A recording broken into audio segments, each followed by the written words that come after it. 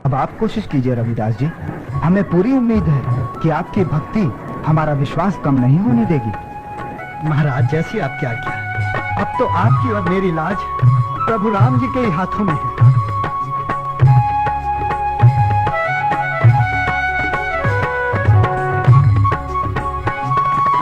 चक्रवर्ण मोरी लाज है हाथ तिहारे, लाज है हाथ तिहारे।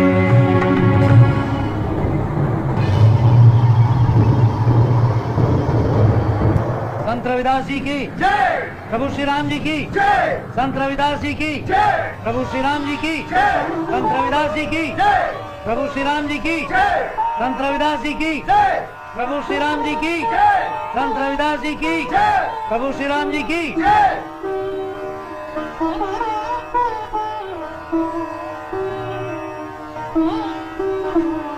रविदास जी, आप धन्य हैं, धन्य हैं आप। आपकी भक्ति अपरंपार है। आज आपने सिद्ध कर दिया कि यदि सच्चे मन और पवित्र आत्मा से प्रभु को पुकारा जाए तो वो अपने भक्तों की लाज जरूर रखते हैं। चलिए विश्वनाथ जी, अब आप लोग शर्त के अनुसार रविदास जी को पालकी में बिठाकर पूरे नगर में घुमाएंगे। नहीं नहीं महाराज, उन लोगों को क्षमा कर दीजिए। वो लोग नहीं जानते उन लोगों ने क्या अपराध किया है। देखा विश्वनाथ जी, तुम में और रविदास जी में कितना फर्क है। तुम लोग हमेशा इन्हें नीचे गिराने की कोशिश में लगे रहते हो, और एक ये है जो जीत कर भी तुम्हारे लिए क्षमा चाह रहे हैं। अगर वास्तव में तुम लोग अपने किए पे पछता रहे हो तो अब भी वक्त है, क्षमा मांग लो इनसे। रविदास जी, हमसे बहुत बड़ा पाप हो गया है। अब भविष्य में कभी ऐसी गलती नहीं होगी। हमने आपकी भक्ति को ढोंग, पाखंड, मायावी, ना जाने क्या क्या कह के बुलाया, किंतु आपने तो सिद्ध कर दिया कि प्रभु की सच्ची भक्ति जो भी सच्चे मन और पवित्र आत्मा से करते हैं, प्रभु उन्हीं के होते हैं, फिर वो चाहे किसी जाति के क्यों ना हो।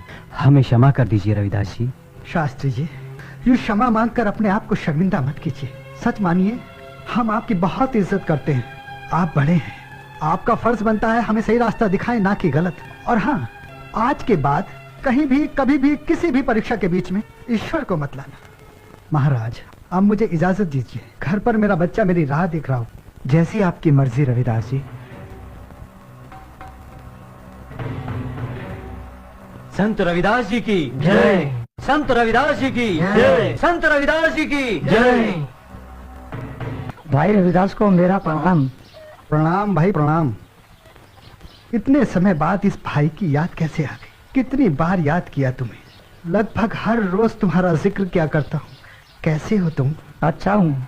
बच्चे और भौजाई? वो सब भी ठीक हैं। अच्छा अच्छा, आओ आओ, कहो कैसे आना हुआ? भाई से मिलने की इच्छा हुई, सो चला आया। तुम्हारे ज्ञान, भक्ति और चमत्कारों के चर्चे हर तरफ हो रहे हैं, इसलिए मैं भी तुम्हारे पास आ गया। कुछ ज्ञान मुझे भी दे दो। क्यों मजाक करते हो भाई? मैं भला तुम्हें ज्ञान दूंगा?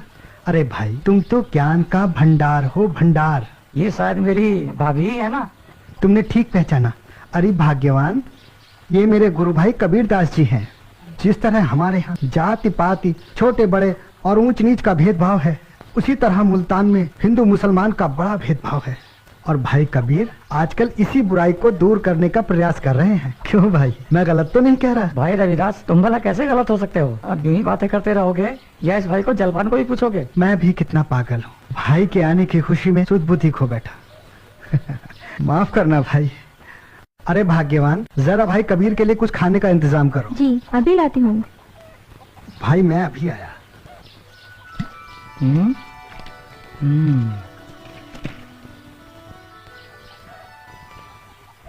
लो भाई, जब तक तुम्हारी भाभी तुम्हारे लिए खाने के लिए कुछ लाए, ये जल पीकर अपनी आत्मा को शांत कर लो।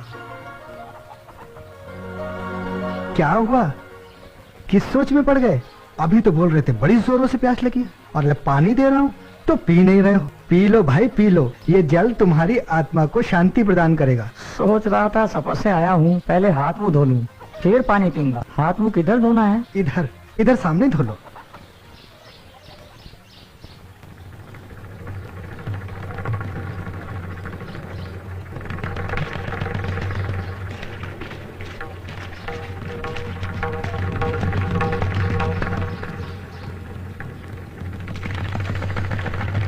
अच्छा भाई, अब मुझे आज्ञा दो। अरे ऐसे कैसे जाने दूंगा? थोड़ा कुछ खा लो, विश्राम कर लो, फिर चले जाना। नहीं भाई, देर हो चुकी है, घर पे बेटी अकेली है। जैसी तुम्हारी इच्छा। बात अगर बिटिया की है तो जोर जबरदस्ती नहीं करूंगा, लेकिन जब भी इधर से गुजरो मिले बिना मत जाना। जरूर जरूर। अच्छा भाई, कपड़े धो रही हो बेटी? जी पिताजी, बड़ी देर कर दिया आपने आने में। हाँ वाकई में देर तो बहुत हो गई, पर छोड़ बेटी, मुझे बहुत जोरों की भूख लगी है, कुछ खाने के लिए दे दे। पिताजी, आप तो अपने गुरु भाई रविदास जी के यहाँ मिलने गए थे, तो क्या उन्होंने आपकी आवभगत नहीं की? ऐसी बात नहीं है बेटी, उन्होंने तो बहुत ही आग्रह किया, पर मैंने ही कुछ नहीं खाया पिया। कोई बात नहीं पिताजी, आप स्नान कर लीजिए। स्नान करने से आपकी सारी थकान दूर हो जाएगी। तब तक मैं आपके लिए खाना बना लूंगी। ठीक है बेटी, ठीक है।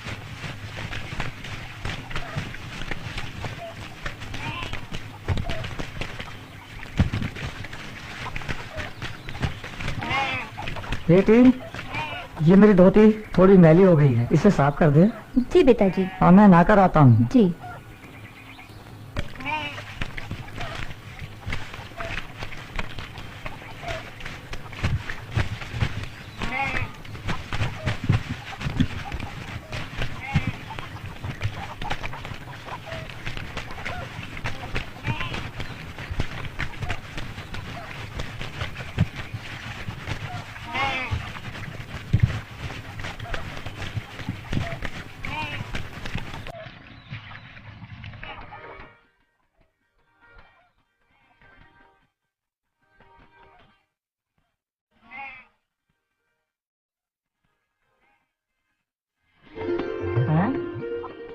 ये क्या कर रही हो बेटी?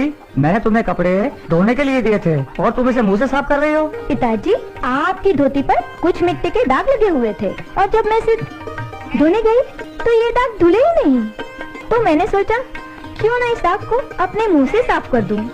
पर पिताजी, जैसे ही मैंने दाग वाली धोती मुंह में डाली, पिताजी मेरे सामने रविदास जी की छवि प्रकट हो गई पिताजी।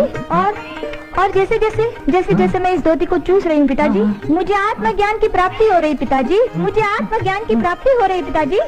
मेरी आत्मा शांत हो गई पिताजी। मेरी आत्मा शांत हो गई पिताजी। गुरु रविदास जी बहुत ज्ञानी संत है पिताजी। किस सोच में पड़ गए? पी लो भाई पी लो, ये जल तुम्हारी आत्मा को शांति प्रदान करेगा। तू बड़ी किस्मत वाली है बेटी, तू बड़ी किस्मत